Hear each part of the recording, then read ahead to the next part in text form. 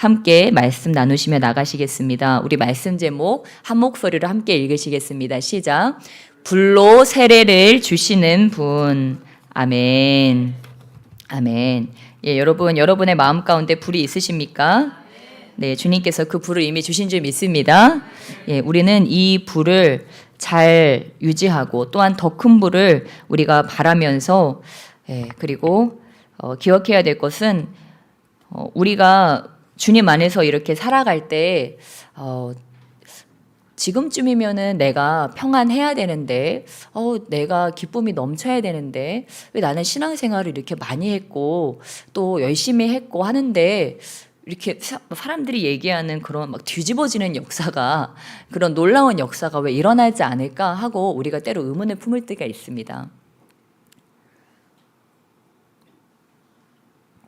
근데 제가 오늘 단에 올라오기 전에 그것에 대한 좀 어떤 깨달음을 얻게 되었습니다. 무엇이냐면 기쁨이라고 하는 것은 여러분 우리는 지금 어떤 상황이라고 했죠? 전쟁 상황입니다. 여러분 믿으시기 주면 축원합니다. 여러분 저와 여러분이 전쟁 상황이라는 것을 잊어버리고 이 세상을 살아가면 그냥 모르고 다 당합니다. 근데 저와 여러분이 이 땅을 살아갈 때 지금은 전시 상황이다. 이거를 깨닫고 살아간다고 하면 우리가 모르고 당하지 않고 오히려 이길 수가 있습니다. 그래서 저와 여러분이 가만히 그냥 모르고 있으면 그냥 모르게 다 빼앗겨 버린다고 하는 것입니다. 그래서 평강도 빼앗기고 뭐지? 나 기도도 열심히 했고 말씀도 열심히 하고 나 하나님께서 시키는 대로 다 한 것 같은데 나는 이게 뭐지? 왜 내 마음을 이렇게 공허하지? 이런 정말 있어서는 안 되는 일들이 일어날 수 있다고 하는 것입니다. 근데 무엇입니까? 지금은 저와 여러분이 영적 전쟁 상태다. 왜 영적 전쟁 상태입니까? 예수님께서 이미 이기셨지만 아직도 우리 마음을 어둡게 하려고 하고 또한 주님과 우리의 연합을 시샘하는 그러한 세력들이 존재하기 때문입니다. 그것들을 우리가 너무 존중할 필요는 없지만 그것들이 존재한다고 하는 것은 분명하게 인식을 하고 있어야 됩니다. 그래서 저도 평소에는 사단에 대해서 그렇게 많이 의식하지 않아요. 사실은 늘 성령님에 대해서 더 많이 의식합니다. 성령님을 늘 바라보고 동행하고 그분과 교제하고 즐거워하고 이거를 중점으로 삼지만 또한 이것을 우리가 생각하고 있어야 됩니다. 왜 그러냐면 우리가 전쟁 상황이라는 것을 잊지 말기 위해서입니다. 여러분 전쟁 때는 누가 웃습니까? 이긴 자가 웃습니다. 그러니까 기쁨은 어떠한 자들이 차지하는 거예요? 이긴 자들이 차지하는 것입니다. 승리하시길 주님의 축원합니다. 그렇다면 내가 예배도 열심히 드렸고 기도도 열심히 했고 선교도 구제도 진짜 열심히 했는데 왜 내 기쁨이 없을까? 어떤 영역에 있어서 그 이겨야 되는 부분이 있는데 승리하지 못하고 자꾸 지고 있기 때문에 자꾸 슬퍼지는 거예요. 진 민족들은 어떻습니까? 끌려가고 슬피 울고 능욕당하고 이런 일이 있지 않습니까? 이긴 자들은 어때요? 차지하고 기뻐하고 땅을 차지하고 부요해지고 이러한 역사들이 일어납니다. 그리고 이긴 것 그 자체만으로도 승리하게 됩니다. 기쁘게 됩니다. 무슨 말입니까? 그렇다면 저와 여러분은 무엇을 이겨야 된다 그랬죠? 사단을 이겨야 되는데 사단은 누구를 타고 올까요? 나라고 하는 존재를 타고 들어온다고 하는 것입니다. 그래서 제가 늘 진짜 1년이면은 한 4-5번 얘기하는 것 같은데 우리 징기스칸이 뭐라고 했다고 했죠? 나를 이기는 순간 천하를 제패하게 되었다고 하는 것입니다. 어떤 순간이요? 나를 이기는 것이 중요하다고 하는 것입니다. 예수님께서도 겟세마네 동산에서 뭐하고 마귀하고 싸우셨습니까? 자기 자신과 싸우셨어요. 나와 싸우셨어요. 그럼 여러분 이 땅에서 최고의 승리는 어떤 승리일까요? 나를 이기는 승리. 나의 무엇을 이겨야 될까요? 나의 탐심을 이겨야 된다고 하는 것입니다. 나의 탐심.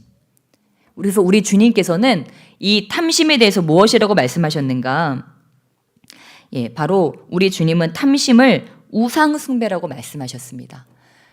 우리 마음에 탐심은 여러 가지의 탐심이 있습니다. 제가 말하는 거는 물질적인 탐심만을 이야기하는 게 아니에요. 어떤 명예의 욕이 있을 수도 있고, 아니면 어떤 이성에 대한 욕망일 수도 있고, 아니면 어떤 시간에 대한 욕망일 수도 있습니다. 그래서 시간에 대한 욕망이 강한 분들은 게으르고 나태하죠. 왜냐면 그 시간을 아끼지 않고 흥청망청 써버리는 거죠.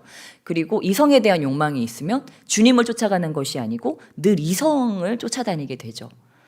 그래서 이 욕망이라고 하는 것은 아주 다양한데, 중요한 것은 이 탐심, 여러 가지 모양의 탐심이 있는데 사단은 이 원리를 아주 잘 알고 있기 때문에 우리에게 어떠한 모양으로든지 그 탐심을 넣어준다고 하는 것입니다. 그래서 우리가 그 탐심에 지기만 하면 우리는 그냥 패배의 삶으로 가버리게 된다고 하는 것입니다. 그래서 저와 여러분이 정말 오늘 하루 또한 이번 한 주를 기쁘게 살아가기 위해서 내 마음 가운데 탐심은 우상숭배라고 했는데 내 마음을 차지하고 있는 그런 탐심은 뭐가 있을까? 내가 주님을 쫓아가고 있는 것이 아니고 다른 곳을 쫓아가고 있는 그런 마음은 어떤 마음이 있을까? 그래서 여러분, 이 교회는 물론 어떤 분한테는 응급실로 느껴질 수도 있어요. 세상에서 너무 힘들게 살다가 이제 산소호흡기 껴주는 거죠. 여기 오면 산소호흡기 껴줘서 이제 겨우 신앙 유지할 수 있도록 산소호흡기 껴주고, 이제 여기 줄 넣어줘가지고 여기 음식 넣어주고 산소 공급해줘가지고 겨우 생명 살려서 이제 또 한 주간 중환자실로 들어가는 거예요. 한 주간 중환자실에서 또 이렇게 생명만 살아가지고 그리스도인이라고 하는 명맥만 유지하고 있는 거예요. 하지만 뭐예요? 난 지금 중환자인데, 그러니까 마음의 기쁨도 없고 평강도 없고 어떤 삶에 돌파되는 기쁨이나 이런 것들은 없이 너무 힘든 거예요. 그래서 또 이제 살려고 또 옵니다. 응급실 센터로 와요. 그래서 그렇게 교회로 또 와가지고 또 산소호흡기 하고 또 목줄 이렇게 해가지고 또 음식 공급받고 또 겨우 그래 내가 또 해보자 하고서 또 나갈 수 있습니다. 근데 제가 이 말씀을 드리는 이유는 우리가 더 이상은 그러한 삶이 아니고 정말 승리하는 삶을 사시게 주님을 축원합니다. 정말 이제는 그들의 모략에 끌려다니는 것이 아니고, 그들의 속임에 그냥 속아서 거기에 휘둘려 다니는 것이 아니고, 이제는 그들이 속일 때 그래 너 이거 거짓말이구나, 너 지금 탐심으로 지금 내 마음을 지배하려고 하는구나, 세상의 것으로 내 마음을 지배해서 내 마음에 지금 성령 하나님이 계실 곳이 없게 만들려고 네가 지금 여러 가지 것들을, 무엇입니까? 눈으로 또한 육체로 우리의 모든 것으로, 어쨌든 뭐가 됐든 좋아요. 사단은요 뭐가 됐든 좋아요. 통하기만 하면 돼요. 그러니까 어떤 사람은 보기에 굉장히 저 사람은 아무것도 죄를 짓고 있는 게 없는 것 같아. 저 사람은 뭐 죄 지을 게 뭐가 있겠어. 근데 각자에게 다 그런 연약함이 있다고 하는 것입니다. 각자에게 그 연약한 부분에 따라서 꼭 돈만 가지고 죄를 짓는 것이 아니고 그런 여러 가지 분야를 가지고서 어떻습니까? 결국 그것으로 인해서 우리가 그리스도께서 주시는 그 엄청난 그 생명의 폭발력과 그러한 기쁨들, 또한 하나님 나라에 속한 자들만이 갖는 그런 기쁨들이 있지 않습니까? 우리 안에 성령께서 오시면 여러분 어떤 마음이 생깁니까?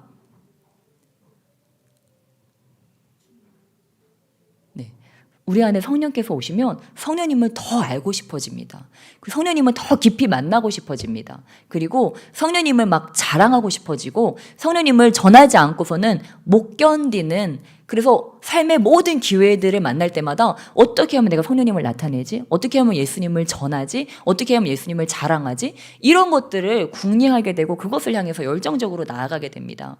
그런데 우리가 이런 우리 안에 이 성령이 그런데 소멸될 때는 어떨까요? 그것과는 좀 다른 방향성으로 나아갑니다. 어떤 나의 욕심과 나의 유익과 어떤 나의 삶의 기쁨에 올인하기 위해서 어떻게 하면 내 삶을 더 안락하게 만들 것인가.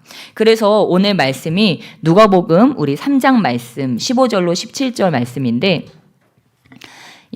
우리 이것과 함께 누가복음 12장 말씀을 가지고 함께 말씀 나눴으면 좋겠습니다. 우리 누가복음 3장 먼저 16절 말씀 누가복음 3장 16절 말씀 우리 먼저 보시겠습니다. 그러시고 누가복음 12장으로 넘어가겠습니다.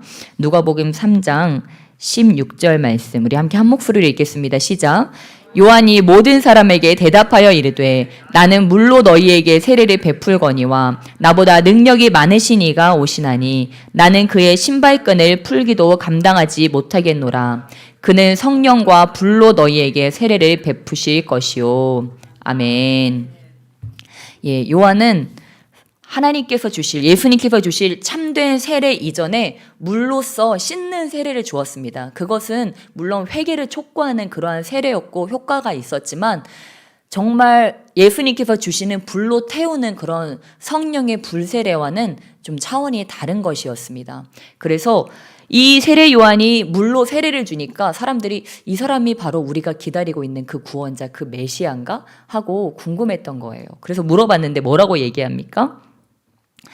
나는 그의 신발끈을 풀기도 감당하지 못하겠노라. 예. 우리 이 당시에는 이 이스라엘 사람들이 신는 그 신발은 밑창이 되어 있고 거기에 끈이 달려 있었습니다. 그래서 발에 모래도 많이 묻지 않았습니까? 그래서 발도 씹어졌는데 그 발은 꼭 신발을 신으려면 꼭 끈을 묶어야 되는 거예요. 근데 그 끈은 보통 누가 묶어줬겠어요? 종들이 묶어주는데 이 사람은 나는 예수님의 종이라고 하는 것도 나는 감당이 안 된다. 예수님의 종도 감당이 안 되는 사람이다. 이렇게 얘기했다고 하는 것입니다. 예, 세례 요한은 능력이 굉장히 많았죠. 그래서 메시아인가 아닌가 헷갈릴 정도였는데 그래서 많은 사람들이 숭배할 정도로 또한 많은 사람들이 흠모할 정도의 그런 사람이었는데 자기를 뭐라고 했어요? 나는 주님의 종도 될 자격이 없다.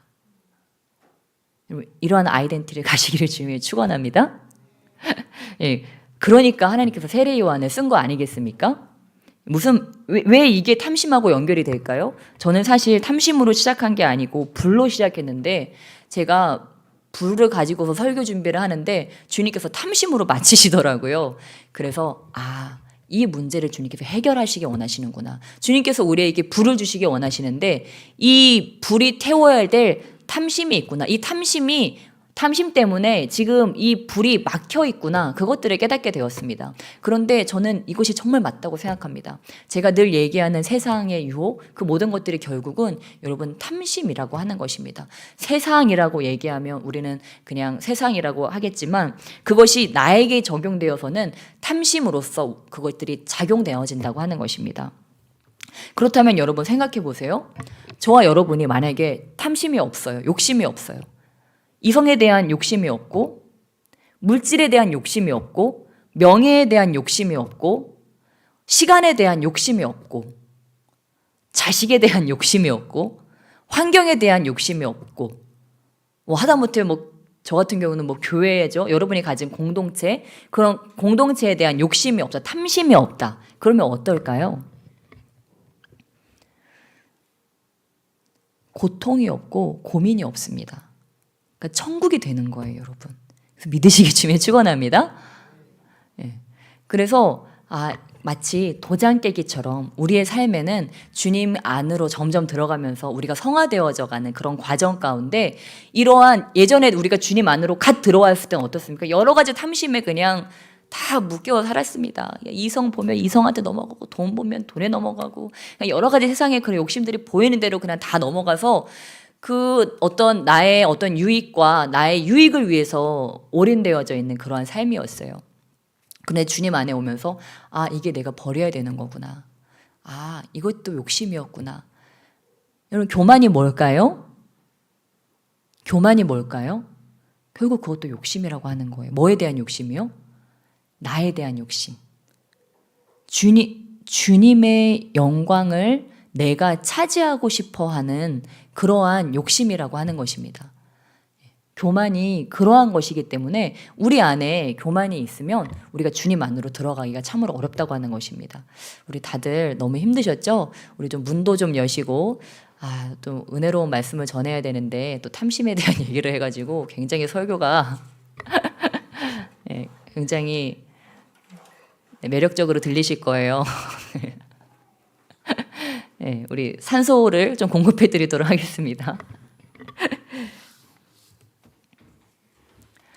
예, 그래서 저는 하지 않는 일들을 제가 여러분한테 얘기한다면 위선자겠죠. 예, 저도 주님 안에 들어오면서 주님께서 이렇게 한 것 같아요. 처음에 주님 앞에 들어올 때 이렇게 두 주먹을 꽉 쥐고 들어왔다면 주님께서 저를 어떻게 했을까요? 손가락을 하나하나 피게 하신 것 같아요. 내가 꽉 쥐려고 했던 거, 내가 인간적인 방법으로 쥐려고 했던 것들을 나중엔 이렇게 피게 하셔서 제가 죽기 전까지 이 손을 다 피고 간다면 그러면 성공이겠죠. 그러나 제가 어느 날 또 정신을 차려서 주님이 힘들게 펴신 이 손가락을 다시 또 여기부터 이렇게 쥐고 있으면 다시 시작해야 되겠죠. 아, 그래, 손가락을 펴자. 나는 빈손으로 왔다가 빈손으로 간다는 것을 기억하고 손가락을 펴자. 이렇게 하는 것입니다. 그래서 우리 주님께서 누가복음 2장을 통해서 또한 우리에게 말씀하셨습니다. 누가복음 12장 함께 보시면 나가시겠습니다. 우리 좀 이 설교 자체를 못 듣게 하는 공격이 좀 심한 것 같아요. 그래서 좀 우리 오른손을 내 가슴에 얹고 자신을 축복하며 나갔으면 좋겠습니다. 이 시간 오른손을 가슴에 얹고 자신을 축복하며 선포하시며 나가겠습니다. 성령님, 내게 말씀하여 주시옵소서. 성령님의 말씀을 들을 귀를 열어주시고 저에게 개인적으로 하시는 말씀을 깨닫게 하여 주시옵소서. 저의 귀를 활짝 열어주시옵소서. 저의 마음의 문을 활짝 열어주시옵소서. 주의 말씀이 나의 깊은 속으로 들어오게 하여 주시옵소서. 주의 말씀은 내 발의 등이요 내 길의 빛이십니다. 아멘. 아멘. 예, 누가복음 12장을 우리 함께 보시면서 나아가실 텐데, 예, 제가 하는 말이 아니고 우리 주님께서 하시는 말씀입니다. 예, 주님께서 무엇이라고 말씀하십니까? 예, 우리 누가복음 12장 우리 4절로 7절 말씀, 4절로 7절 말씀 우리 함께 우리 주님께서 나에 대해서 어떻게 생각하시는지 4절로 7절 말씀 우리 함께 읽겠습니다. 시작. 내가 내 친구 너희에게 말하노니 몸을 죽이고 그 후에는 능히 더 못하는 자들을 두려워하지 말라. 마땅히 두려워할 자를 내가 너희에게 보이리니 곧 죽인 후에 또한 지옥에 던져넣는 권세 있는 그를 두려워하라. 내가 참으로 너희에게 이르노니 그를 두려워하라. 참새 5마리가 2아사리온에 팔리는 것이 아니냐? 그러나 하나님 앞에서는 그 하나도 잊어버리시는 바 되지 아니하는도다. 너희에게는 심지어 머리털까지도 다 세신 바 되었나니 두려워하지 말라. 너희는 많은 참새보다 더 귀하니라. 아멘.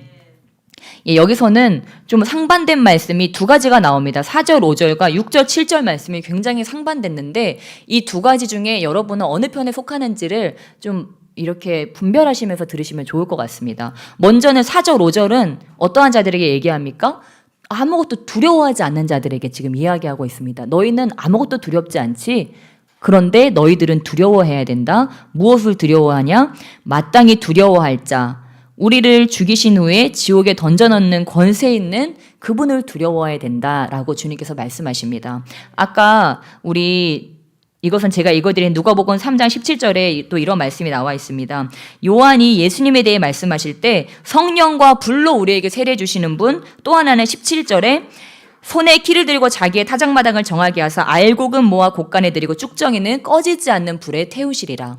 바로 심판주로 오시는 주님에 대해서 구원자, 심판자. 그래서 우리가 주님을 뵙고 또한 주님을 대할 때 주님은 나의 구원자라고 하는 것도 믿어야 되지만 그와 동시에 주님은 또한 나의 심판자라고 하는 것도 분명히 믿어야 됩니다. 왜냐하면 주님이 나의 심판자라고 하는 것들을 우리가 믿지 않으면 주님 앞에 방종하게 되고 더 이상 회개하지 않게 되어서 죄에 대한 회개가 없이 정말 영적인 성장이 없이 오히려 퇴보의 길을 걸어갈 수 있기 때문에 우리가 주님께서 나의 심판자라고 하는 것들을 분명히 기억해야 된다고 하는 것입니다. 예, 그래서 우리가 그것들을 기억할 텐데 어떤 목사님께서 한 지방에 부임하신 이후로 사람들이 불평하거나 서로를 비방하는 일이 엎어졌다고 하는 것입니다. 사람들이 여기 볼이 빵빵해져가지고 불평거리가 빵빵해져가지고 그 목사님한테 찾아가면 목사님이 비판록을 가지고 나오셨대요. 그래서 뭐 불평거리가 있으신가 보십니다. 그러면 여기다가 그 불평거리를 쓰시고 거기다가 뒤에다가 서명을 하시면 되십니다. 하고 그걸 딱 줬대요. 여러분 쓰실 수 있으시겠어요? 예, 사람들끼리는 마음 맞는 사람들끼리 그것들을 마음껏 하는데 거기다가 서명을 하니까 그게 증거로 남는 거지 않습니까? 그러면 이게 나중에 들통이 나면 그게 한번 이제 돌았다 하면은 이제 그 마을에 이제 살아남을 사람이 없겠죠. 그러니까 이렇게 볼이 빵빵해져서 들어왔다가 그냥 저는 쓸 것이 아무것도 없습니다. 그리고 아무 불평이 없이 집으로 돌아갔대요. 근데 저는 이 말씀을 읽는데 무섭더라고요. 제가 지금까지 한 불평이, 제가 지금까지 한 비판이 하늘나라 책에는 다 적혀 있을 거 아니에요. 그래서 우리는 뭘 해야 될까요? 회개해야 될 줄 믿습니다.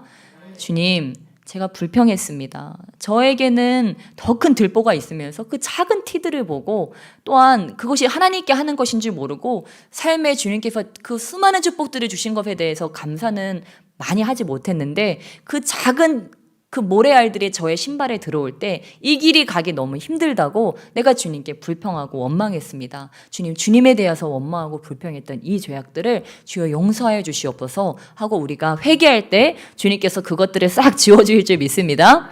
그래서 여러분 생명이 붙어 계실 때 깨끗하게 정리를 하고 가시기를 주님을 축원합니다. 그래서 그리고 우리 주님께서 또 말씀하십니다. 6절과 7절 얼마나 좋습니까? 여러분의 성경책에도 빨간 글씨로 되어 있으십니까?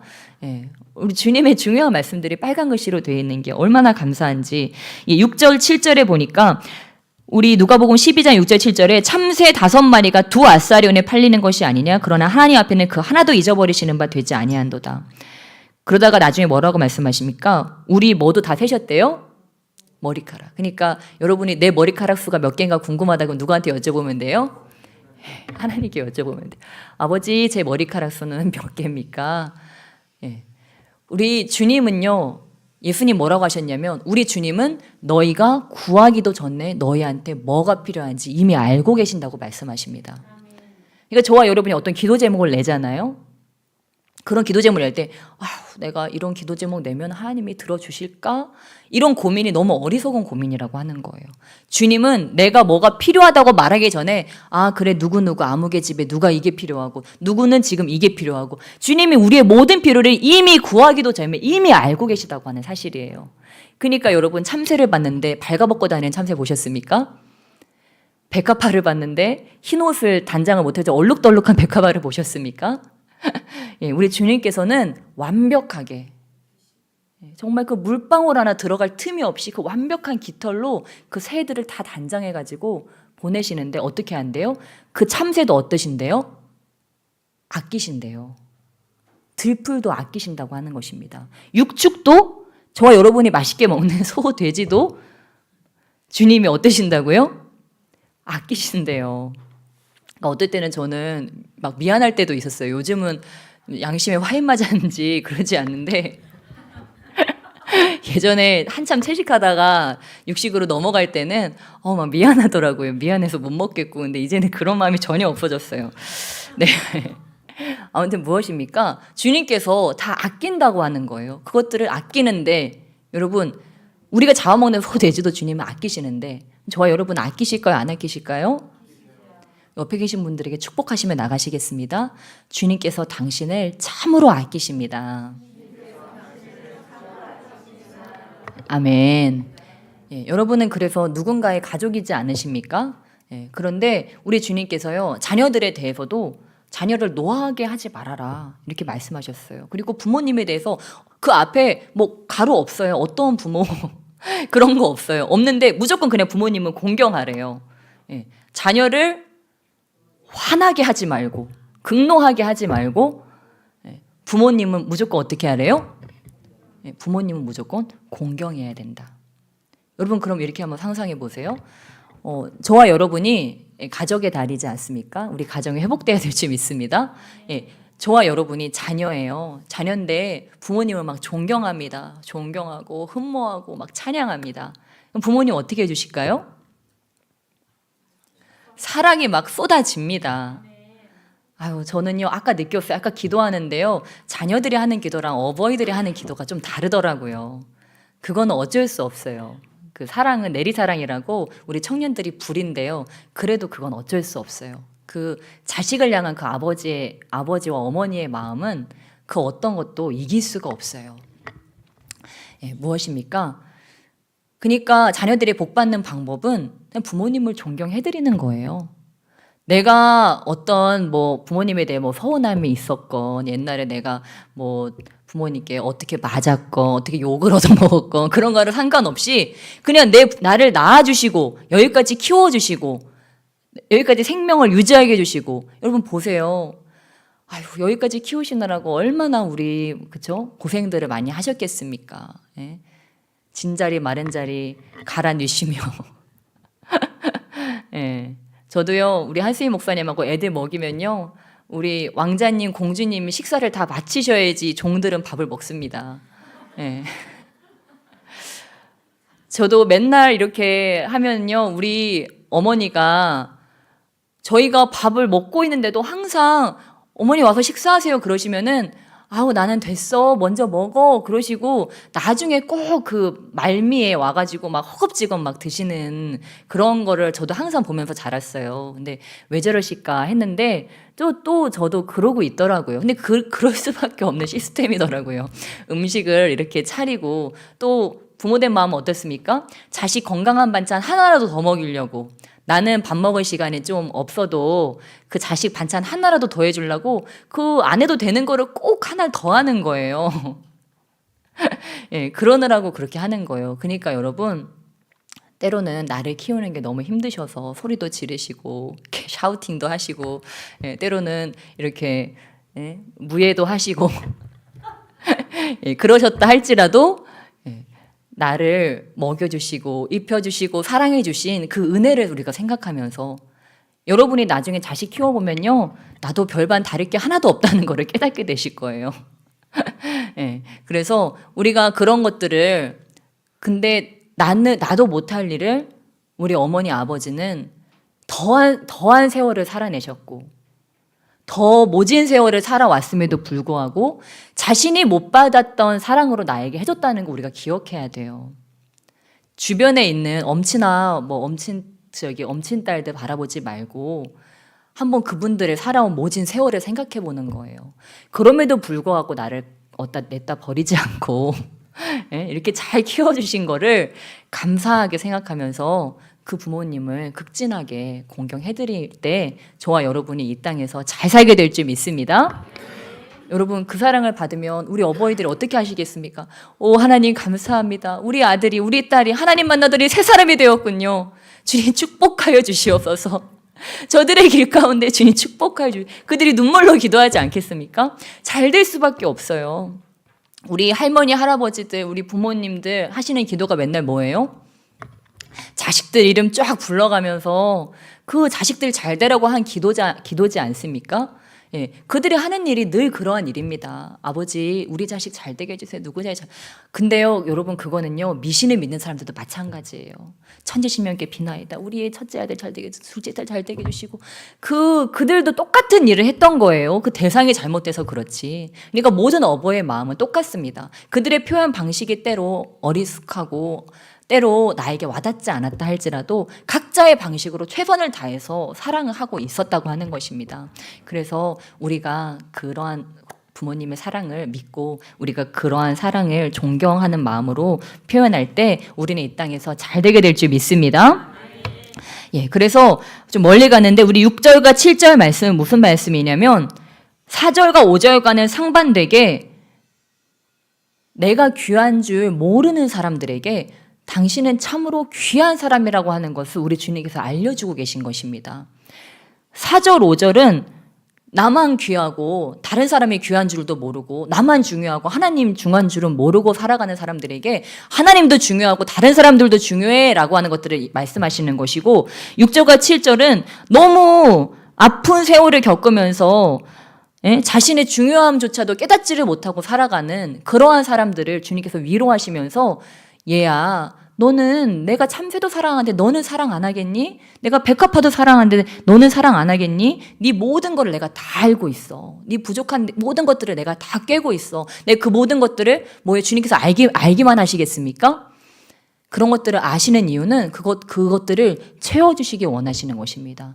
그 문제들 가운데 우리를 구원하시기 위해서라고 하는 것입니다. 그래서 저와 여러분의 삶 가운데 어떠한 필요나 어떠한 문제들이나 어떠한 어려움들이 있다면 기뻐하시기 주님을 축원합니다. 왜냐하면 주님께서 그것을 이미 알고 계시기 때문입니다. 이미 알고 계시고 그것 가운데 넘치도록 역사하는 것을 이미 준비하고 계시기 때문에 기뻐하시기 주님을 축원합니다. 예, 그래서 우리 주님께서 이렇게 말씀하신 다음에 또 이렇게 말씀하십니다. 우리 누가복음 12장 우리 13절로 21절까지 말씀, 13절로 21절 말씀, 바로 이것은 바로 오늘 탐심에 관한 그런 말씀과 연결되는 말씀인데 13절로 21절 우리 함께 한 목소리를 읽겠습니다. 시작. 무리 중에 한 사람이 이르되 선생님 내 형을 명하여 유산을 나와 나누게 하소서 하니 이르시되 이 사람아 누가 나를 너희의 재판장이나 물건 나누는 자로 세웠느냐 하시고 그들에게 이르시되 삼가 모든 탐심을 물리치라 사람의 생명이 그 소유에 넉넉한 데 있지 아니하니라 하시고 또 비유로 그들에게 말하여 이르시되 한 부자가 그 밭에 소출이 풍성하매 심중에 생각하여 이르되 내가 곡식 쌓아둘 곳이 없으니 어찌할까 하고 또 이르되 내가 이렇게 하리라 내 곡간을 헐고 더 크게 짓고 내 모든 곡식과 물건을 거기 쌓아두리라. 또 내가 내 영혼에게 이르되 영혼아 여러 해 쓸 물건을 많이 쌓아두었으니 평안히 쉬고 먹고 마시고 즐거워하자 하리라 하되 하나님은 이르시되 어리석은 자여 오늘 밤에 내 영혼을 도로 찾으리니 그러면 내 준비한 것이 누구의 것이 되겠느냐 하셨으니 자기를 위하여 재물을 쌓아두고 하나님께 대하여 부여하지 못한 자가 이와 같으니라. 아멘. 예, 여기 말씀해 보니까 갑자기 여기 한 부자라고 합니다. 그러니까 이 사람은 이미 돈이 있는 거죠. 돈이 없어서 우리 형한테 많이 가지 않고 저한테도 적당하게 오게 해달라고 지금 하는 것이 아니고 돈이 많음에도 불구하고 지금 예수님한테 가서 예수님 저에게 이런 영적인 문제가 있습니다. 예수님 지금 뭐 우리 가족이 누가 병이 들었습니다. 이런 걸 가지고 간 게 아니에요. 이 사람의 가장 큰 이슈는 무엇입니까? 돈이에요, 돈. 내 소유가 더 풍성해지는 거, 더 넉넉해지는 거, 더 많이 버는 거, 더 많이 쌓아놓는 거. 이게 그의 목적이기 때문에 예수님께 가서 그것에 대해서 이야기를 하는 것입니다. 내 형을 명하여 유산을 나와 나누게 하소서. 예. 예전에는 모세의 율법에서 장자에게는 3분의 1을 주고 차자에게는 3분의 1을 주라고 그렇게 원래는 정해져 있었습니다. 장자들 있으신가요? 장자? 지금은 모르겠어요, 제가. 갑자기 저희 아버지한테 전화가 오셔가지고, 뭐 유산 뭐 이런 얘기를 하시길래,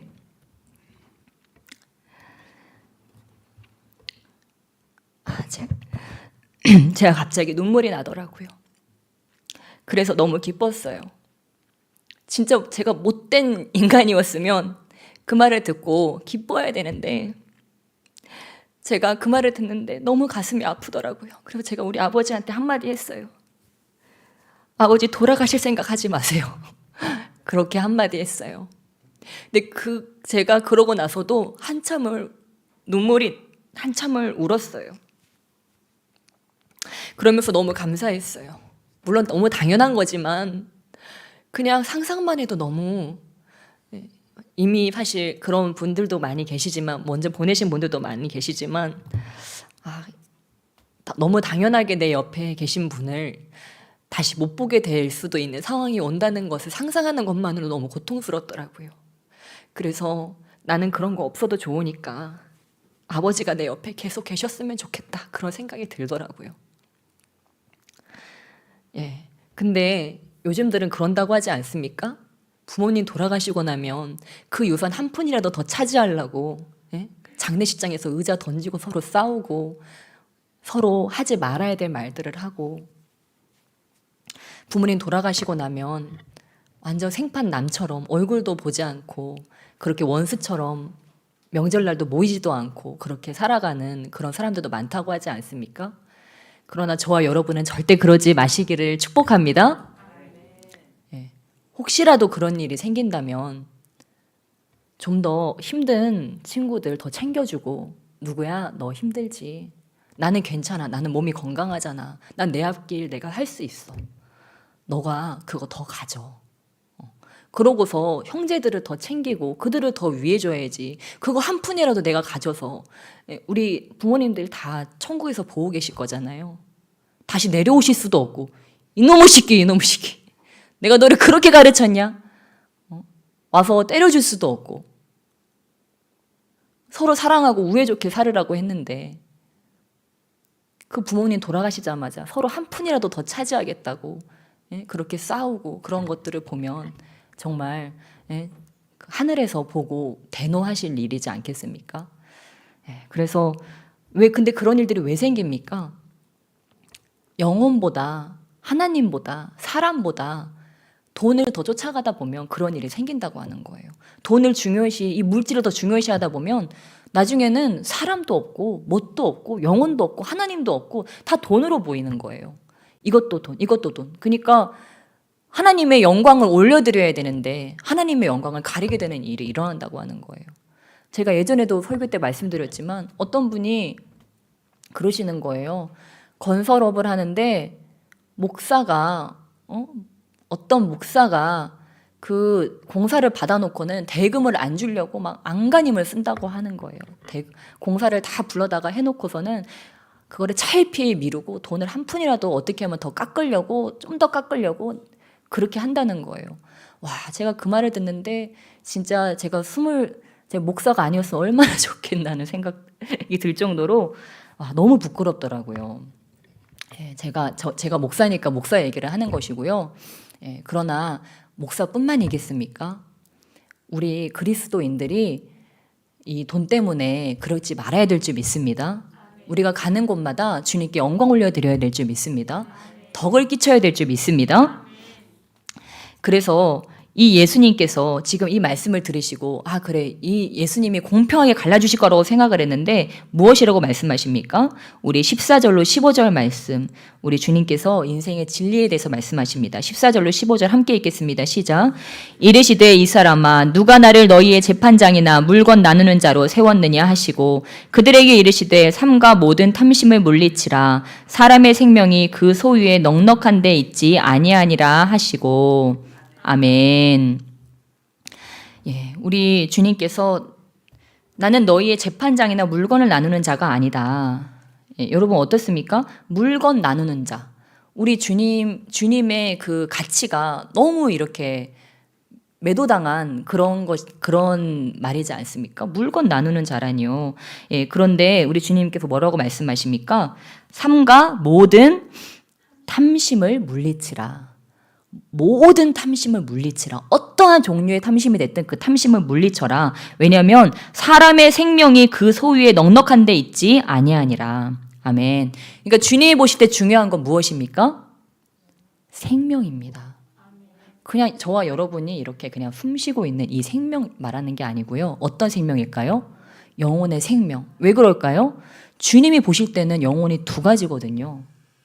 알곡과 쭉정이.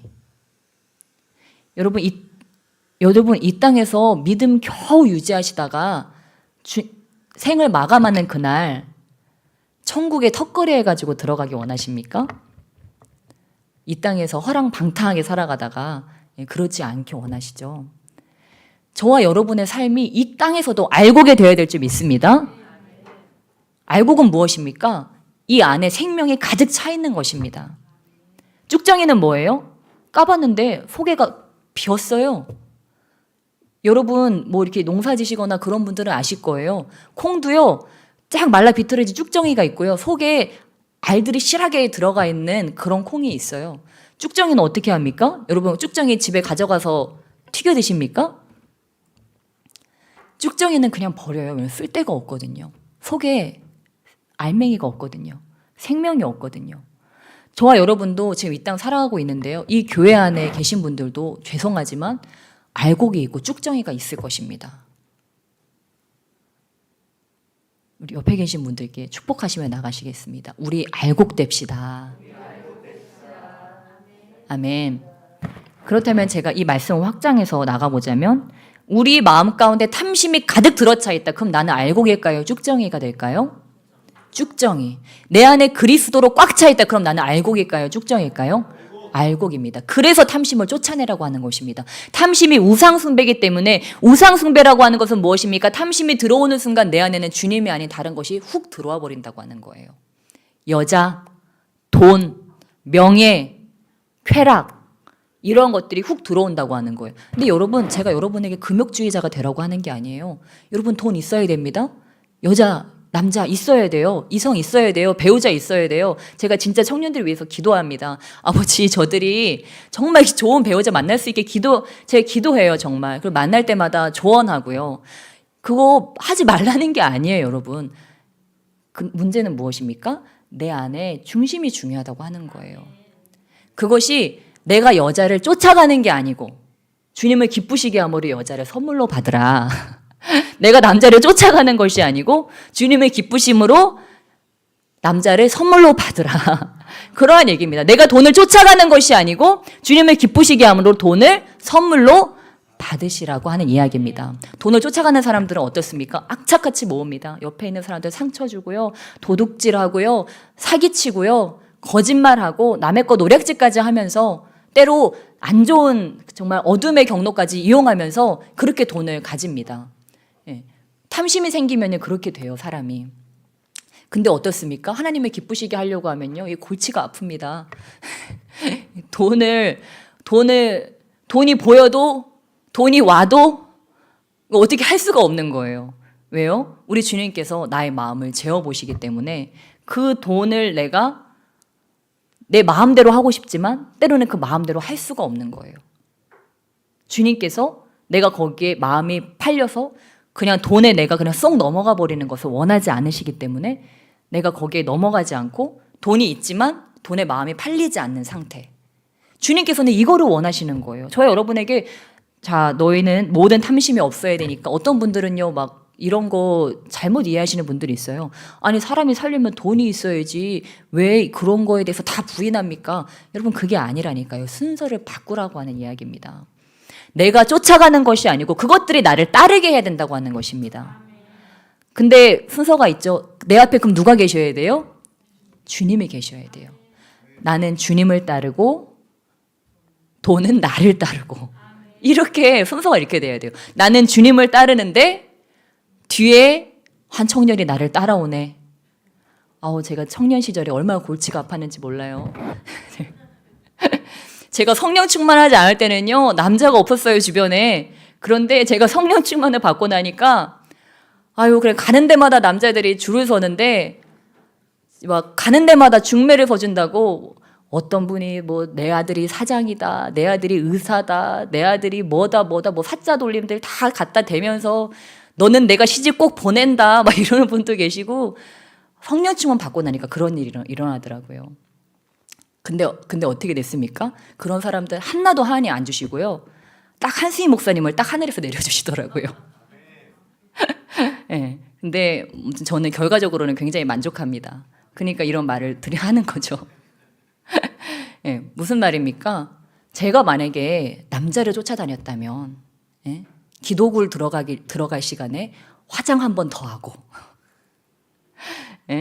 말씀 연구하러 들어갈 시간에 책 예쁘게 매가지고 도서관으로 가서 예쁘게 책하고 이렇게 빛 이렇게 쫙 받으면서 거기서 딱 예쁘게 책 펴고 있고 방 언니들이 막 꼬시더라고요. 매력 있는 여자는 도서관에 가 있는 여자다. 저는 기도굴로 들어갔어요. 그 지하실로요. 기도굴에서 눈물 콧물 막 여기까지 하면서요. 남자 선배들 다 쳐다보든 말든만 나는 막 여기까지 막 다. 그러면서 막 소리는 또 얼마나 크게 질렀는지 거의 포효하듯이. 그 20대 처자가 포효. 갑자기 상상이 되네요. 얼마나 무서웠겠어요. 그래도 쫓아다니더라고요. 아, 그래서 참 대단하다 싶은데 아마 목회는 저한테 맡기고 자기는 편하게 살려고 그랬던 것 같습니다. 네, 아무튼 근데요, 진짜 하나님께서 제가 주님께 아무것도 필요 없다고 했거든요. 아버지, 저 결혼 안 할래요. 저 자식도 필요 없고요. 저 자식 나면요, 그런 거 싫어요. 저는 그런 여자들의 평범한 삶 싫어요. 저는 남편도 없이 자식도 없이 그냥 소외받은 여자들과 아이들, 소외받은 사람들을 위해서 그냥 떠돌면서 그리고 선교하면서 살래요. 그러다 죽을래요. 그냥 이름도 없이 빛도 없이 그렇게 사라질래요. 그렇게 기도했는데 이겨낸 걸 하나님이 너는 교회를 해라. 교회를 안겨주시고 넌 남편도 있어야 되겠다. 남편도 주시고 너는 자식도 좀 있어야 되겠다. 자식도 주시고 아우 주님 저는 싫은데요. 아니요 그래도 너는 있어야 돼. 아우 그래요. 그럼 싫지만 주님이 주시는 거니까 받을게요. 그러고서 진짜요 아무것도 없이 시작했는데 주님께서요 교회도 주시고 저는 아까 우리 청년들이 앞에 나와서 이렇게 찬양을 하는데요 배가 부르더라고요. 한 명 한 명 보면 얼마나 귀하고 얼마나 멋있고 예쁩니까?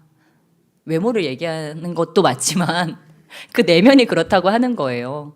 근데 이렇게 귀한 청년들이 우리 교회에서 이렇게 함께 신앙생활을 하고 함께 주님께 양육되어져 가고 있다고 하는 사실이 또 우리 든든하게 우리 어버이들이 또 이렇게 서포트해 주시고 함께 기도하면서 이렇게 함께 열방을 내서 달려가고 있다고 하는 사실이 배가 부르더라고요.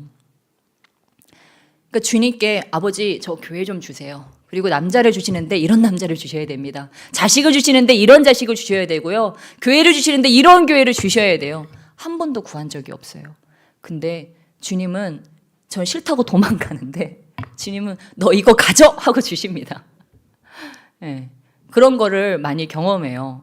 네, 여러분 경험하시길 주님에 축원합니다. 이미 경험하신 줄 믿습니다. 네, 우리가 주님을 쫓아가다 보면요. 주님이요. 너는 이제는 이것도 있어야 되겠구나. 이것도 있어야 되겠구나. 이것도 있어야 되겠구나. 그리고 주님께서 다 주십니다. 그러니까 뭐예요? 그런 것들은 그렇게 중요한 게 아니라고 하는 거예요. 그런 것들은 그냥 위로부터 주어지는 선물들이라고 하는 거예요.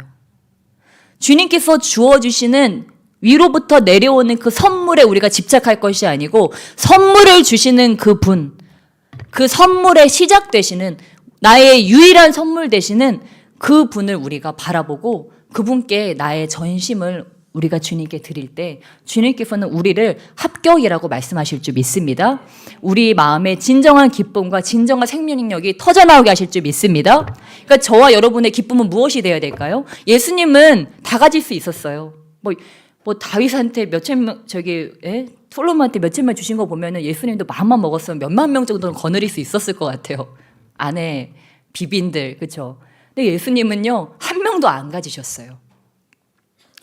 집도 그 다윗이 지은 솔로몬 성전 금으로 다 칠을 했던 성전 주님께서 그거 원하셨으면 그거 하셨겠죠. 근데 주님은 그것도 안 하셨어요. 주님은 그럼 뭘 쫓아가셨습니까? 늘 무리들, 길 잃어 헤매이는 무리들. 주님의 눈에는 그 젊은 청년이었지만 치마를 입고 다니는 여인들이 모인 것이 아니고 저 화려한 궁궐이 모인 것이 아니고 저 길 잃어 헤매이는 죽어가는 영혼들이 보이니까 우리 주님은 그들에게 가신 것입니다.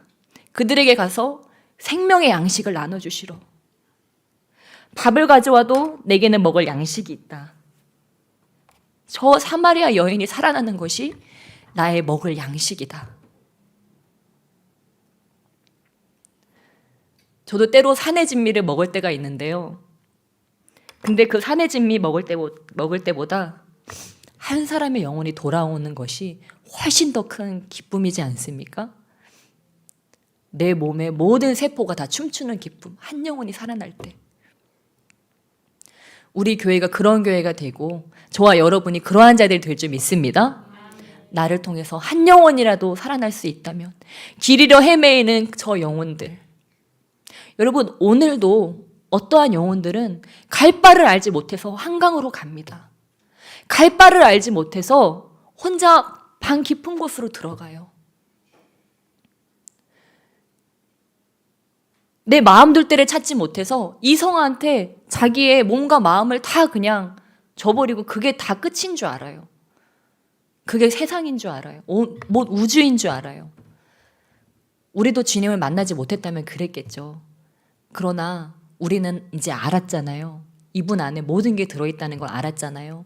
이분이 내가 세상에서 한 번도 느껴보지 못했던 기쁨과 그 평안을 주셨잖아요. 그래서 우리가 그것을 가지고 저 길 잃어 헤매이는 영혼들 가운데 나아가야 될 줄 믿습니다. 저도 때때로 두려울 때가 있습니다. 전도를 하다 보면 이 사람이 나를 거절하면 어떡하지? 이 사람한테 전도했는데 내가 더 욕을 얻어먹으면 어떡하지? 하고 늘 조심스럽게 전도를 시작합니다.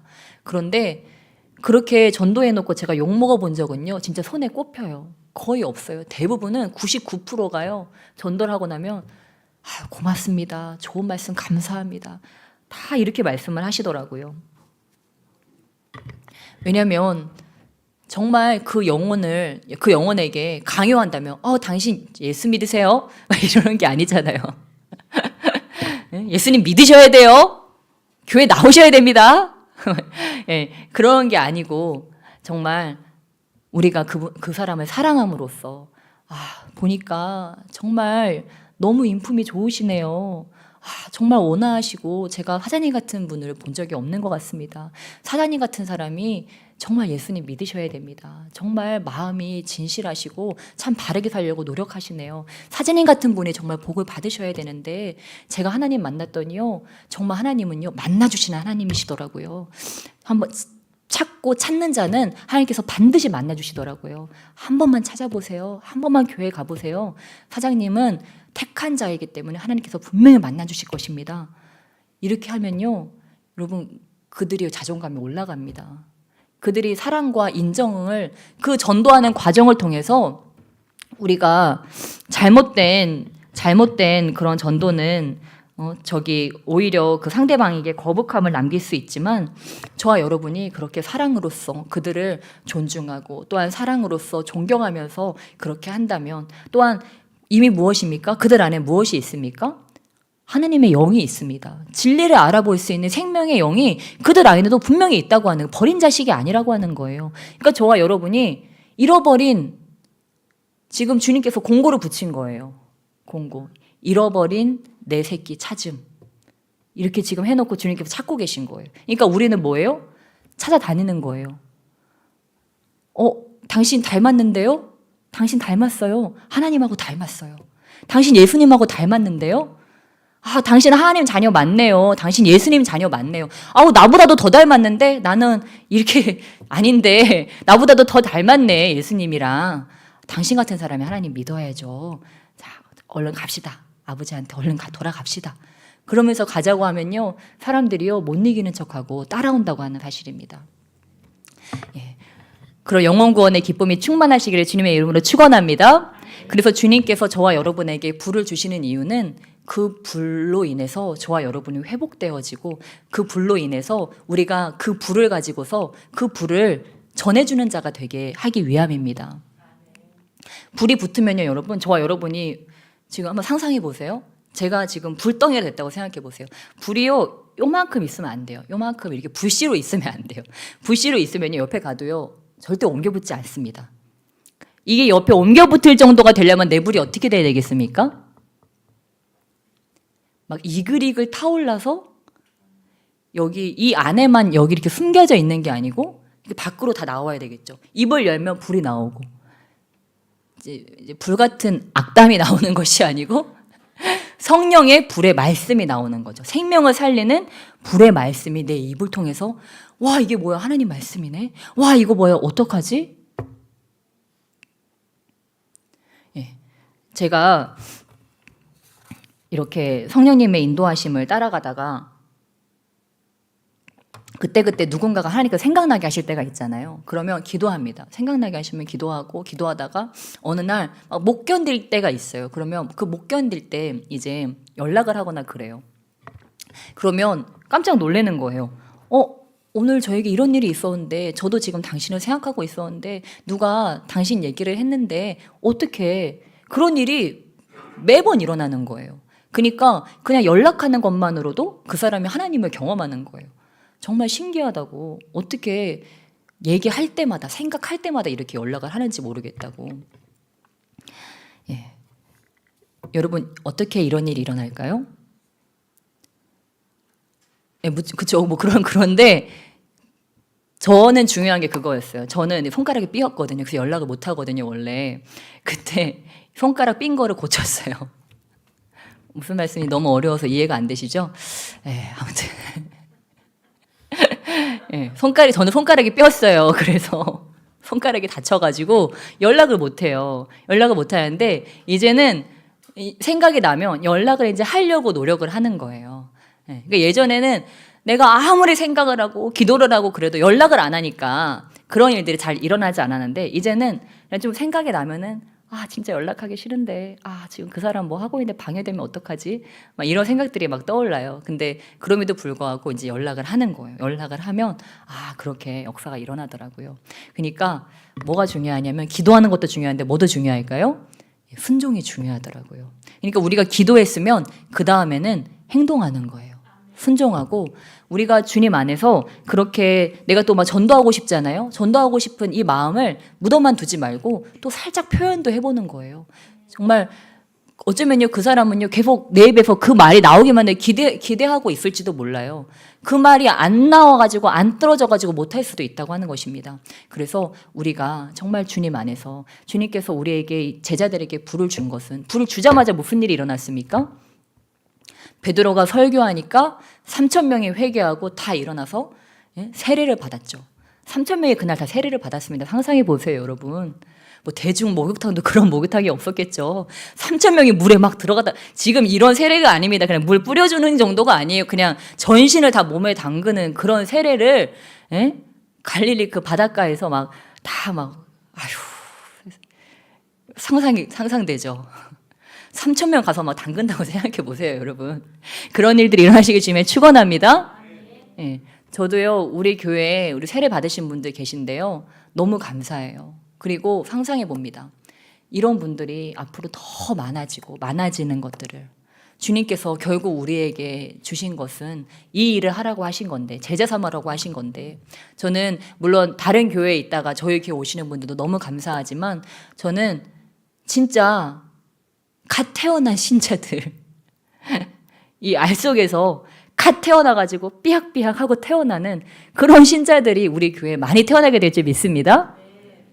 바로 저와 여러분이 그런 자들이 되어서 가는 곳마다 주의 복음을 전하고 정말 삐약삐약 정말 그 새 생명들이 태어나서 정말 하나님께서 기뻐하시고 천사들이 춤을 추게 되는 일들이 정말 이 성령 강림주의 또한 이 부흥의 불길이 우리 가운데 터올라서 정말 그런 일들이 그래서 나중에 진짜 우리 다 데리고 3,000명씩 막 대중 목욕탕처럼 정말 그렇게 막 물에다가 그렇게 세례주는 역사가 우리 교회에 많이 일어나게 되고 저와 여러분을 통해서 많이 일어나게 될 줄 믿습니다. 그러한 기쁨이 충만하게 될 줄 믿습니다.